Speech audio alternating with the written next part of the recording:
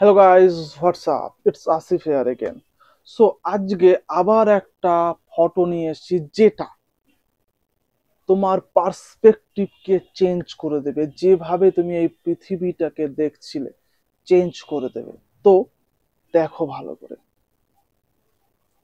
না, যে হাতটাকে দেখতে পাচ্ছ, ব্ল্যাক হাত, এটা কোনো এলিয়েনের হাত না, এটা একটা মানুষেরই হাত। 8 থেকে 10 বছর বয়সী একটা মানুষের হাত। আর পাশে যেটাকে দেখতে পাচ্ছ সেটা একটা মিশনারি, মানে সে সেখানে স্বেচ্ছাসেবী সংগঠনের সাহায্যে গিয়ে কিছু সাহায্য করতে গেছিল।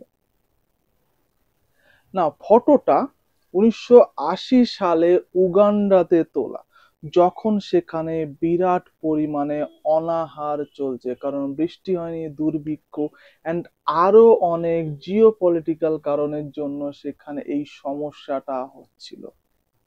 অ্যান্ড ডেঞ্জারাস দুর্ভিক্ষ, অনাহার চলছিল, তার প্রমাণ ওই হাত।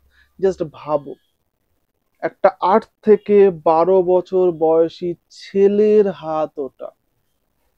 হাতের আঙুলগুলো যদি দেখো বেশ বুঝতে পারবে এটা একটু বড় ছেলে, 4-5 বছরের ছেলে না। দেন তার হাতের এই জায়গাটা যদি দেখো, বুঝতে পারবে যে সে কতটা অনাহারে আছে।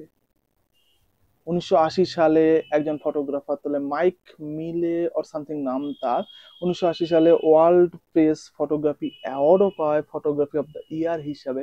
অ্যান্ড এটা পৃথিবীকে চেঞ্জ করে দেয়। সেই সময়ের পৃথিবী দুর্ভিক্ষ, অনাহারকে ঠিক কিভাবে দেখতো অ্যান্ড অ্যাকচুয়ালি কি ছিল সেটা পুরো পৃথিবী চেঞ্জ করে দেয়। নাও ভাবো একবার, তুমি দিনে 3 বেলা খেতে পাচ্ছ, সবকিছু আছে তোমার কাছে, স্টিল তুমি অভিযোগ করছো যে আজকে চিকেন না হয়ে আজকে যদি মটন হতো বেটার হতো।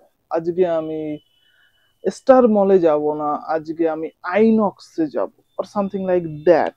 We have the choice to choose between this and this, and both can be a dream for someone. আমরা এটা নিয়ে ভাবছি, and সেই সময় পৃথিবীর কোন কোনায় একজন ভাবছে তার কাছে যদি একটা ছোট ফোন থাকতো সে অনেক কিছু করে ফেলতো।